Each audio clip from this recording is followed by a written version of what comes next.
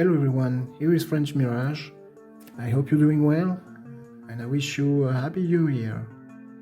Today we perform a direct record video from this 6-bot pack called Mecha Invasion Giant Legion that I had for this Christmas. As you can see, all those bots are very imposing. For comparison, here is a small Voyager, because it's a little bit on the small size, as you can see. This is a Tarn, and for information, this fig costs more than each one of the 6. The average is 36 euros for each one of them, whereas Tarn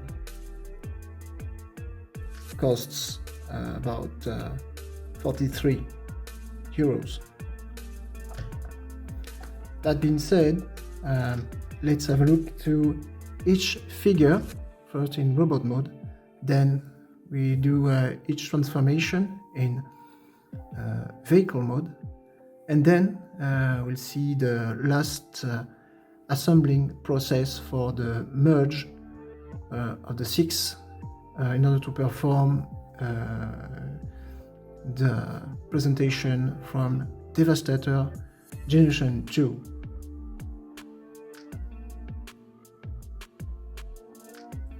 So let's begin with Scavenger. Actually, he is called differently, but let's assume that it will be Scavenger for the whole video, of course. As you can see, the legs are quite long and thin.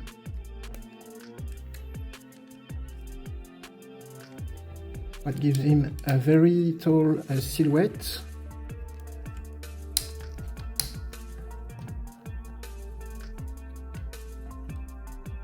So each figure has same size.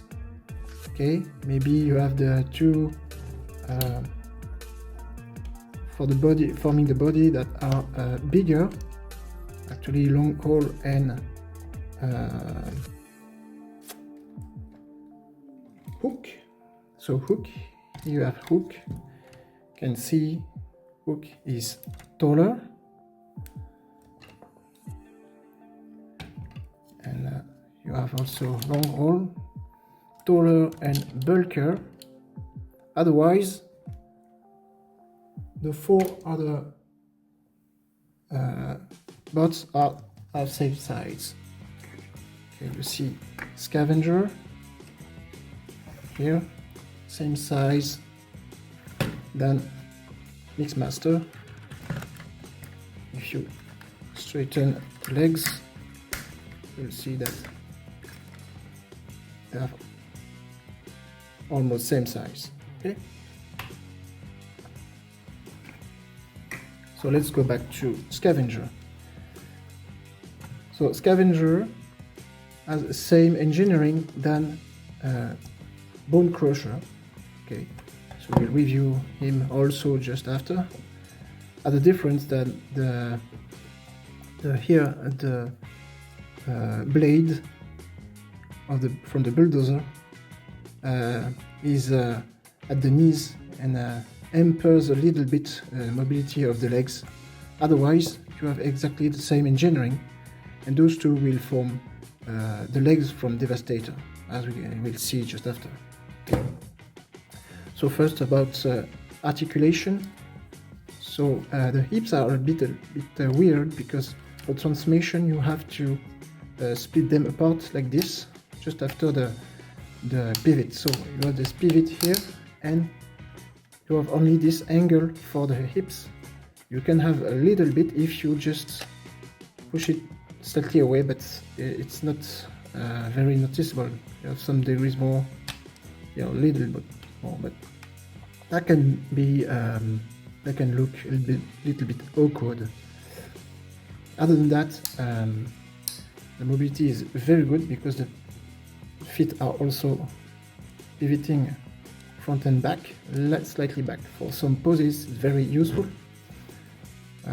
The side swivel are not restricted, and if you want, you have also ankle swivel, but I never used it. Okay, and of course, the full of ankle tilt. This may be the most important. You have swivel at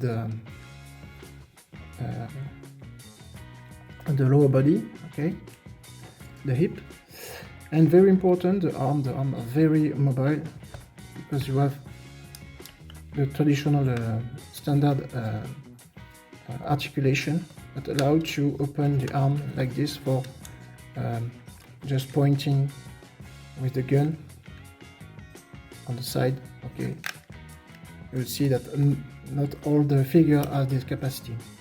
Legs on the ball joint and quite mobile, but okay.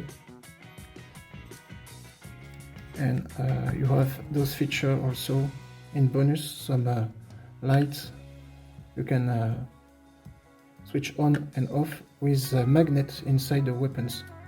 So that's really something interesting. I'm not using it particularly, but it's there if you want. And of course you have also the fist rotating, okay, wrist swivel. Okay. So what's very interesting with those bots is the quality from the articulation. Everything is very tight, okay. The range also from this one in particular, they were not forced, they were not obliged to do so, but they thought to unrestrict the articulation. So I really appreciate this because it's not needed for transformation, it's just bonus, okay. Also what they do is they put some panel just to fill the gap. So there's a lot of attentions to details that I appreciate a lot about this figure. About the quality also, what is really noticeable is plastic. The plastic is ABS, so it is solid, it's not painted, okay. So we'll try to resolution to show this. It will change the perception of the light and the color. Okay, color is very light, it's not as orange as you can see. But, you see that the finish is not shiny, it's not matte either, it's between satin, okay, and this is the plastic finishing, it's not paint. All the paint you can see is the grill in silver here, or the black, the red, also all those applications are tempos, okay, there's no sticker, so very important. Other than that, it's all solid plastic, okay. In addition to that, you have some die cast inserts, and what's very important, very interesting about this figure in particular, Scavengers and Bone Crusher, they have a very nice knee bend with this illusion that the thread is bounding around the knee, and in addition to that, those figures, because of transformation, in particular for merge mode, those figures are able to bend 180 degrees at the knee. This is very unusual for transforming figure. Okay, so really interesting. I like very much that design. I think it's a challenge to make so elegant design, and as you will see just after, so nice vehicle mode. Okay, so let's speak about the transformation. So we're gonna just put the weapon apart and bend like this for the storing mode, because all those bots have store mode in vehicle mode. Okay, so difficult to do on camera because the figures are very wide, very big. So first of all, we retract the fists. Okay, so we have to bend it counterwise. Okay, like this.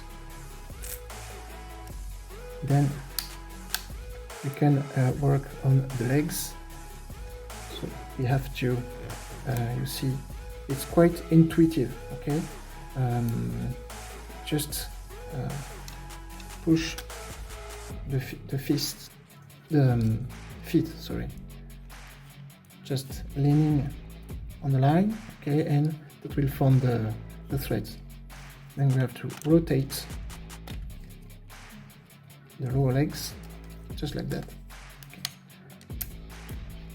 So the locking mechanism are very robust and not very involved. There's no click, it's just tabs that just laying this by friction, but it's enough because all those parts are very chunky, very big, so it's very durable. Okay, so we split here, we turn 180. Very interesting here, the waist have to push away to allow the turn because there is a restriction here with the screw. Okay, and we push back the waist part. Then we have to extend just like this for a while to allow better room. We turn the cab and then we have to turn here, take it by the waist and take the shoulder and push it like this. There's a click, it's very secure. Okay, but don't be afraid, you won't break the feet. Okay. And then we turn it almost 90 degrees. For the moment we can just like this to get more room, and we have to turn here the waist part to hide the head, and there is this additional panel that will fill the gap here like this. Then very intuitive, you have those L-shape parts. You just have to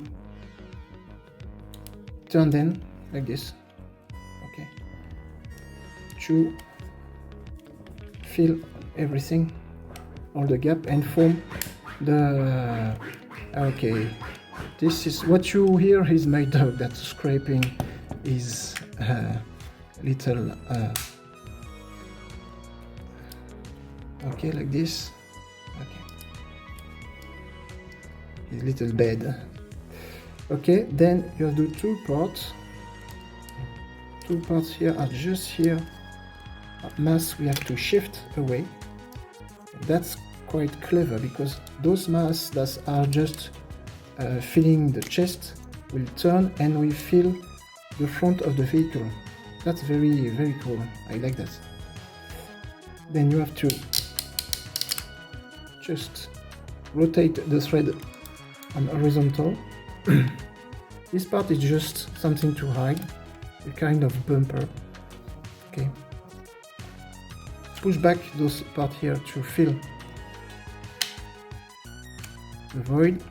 And here it's kind of tricky. You have to force a little bit to go over this little black tab. There's no other way to get over this. Maybe to push very lateral, but okay, inside. Yes. And then when it's pushed, you can clip the cab, okay? And you see those two tabs are just from each side securing the locking of those two parts, okay? Then for the end, you just have to combine the legs here and to connect to the cab. But before that, you have to store the gun. So use a kind of H-shape slot, and you have the same shape on the back of the gun. So all you have to do is to push it inside, and when you're just close the two legs, it will secure everything. It will be impossible to take the gun back. Okay, so you connect here with the two tabs, it's friction, and then those two little nubs that go into these two slots, and that's it. You have your crane, okay, your excavator. So actually you have a kind of brick, okay. The only mobile part are here, and the arm from the excavator. I assume you can use this, but it's more for transformation rather than everything else. And unfortunately, there's no rotation from the cab independently from the threads because of compromise and the aim of the fig that have to convert in a butt and also in the foot. Okay, so it's quite unusual for the general shape of this excavator, but it works for me. Something else you have to notice also is they have a lack of wheels. Okay, this vehicle can't roll actually, just have to be displayed like this. You cannot make it roll. Okay, it's gonna scrape the floor. Anyway, it's still enjoyable, very nice to look at, quite realistic, and really seems like the toys from my childhood. Okay, we all wanted the yellow bulldozer, the yellow truck, the yellow crane, etc. It's very reminiscent of that kind of thing because it really looks realistic. Okay, even if the shape is quite very flat with the cab very to the front and no mobility, it still works for me.